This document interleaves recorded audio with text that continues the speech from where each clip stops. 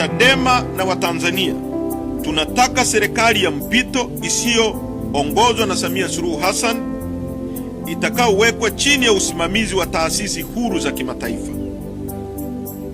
Kwa kuwa serikali haina uhalali wowote, Chadema inataka kuanzishwa kwa serikali ya mpito ambayo: moja, haitaongozwa na Samia Suluhu Hassan wala serikali ya CCM, itakayoaminika na Watanzania na jumuiya za kimataifa.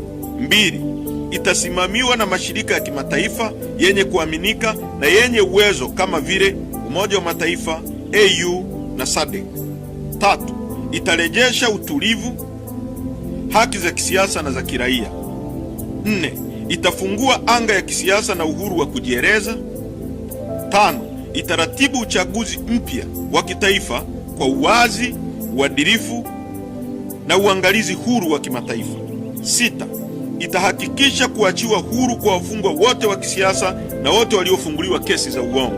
Saba, itahakikisha kuachiliwa kwa wote waliotekwa nyara na kufichwa katika mahabusu bubu vya siri na wanaopewa mateso yanayoratibiwa na vyombo vya dola.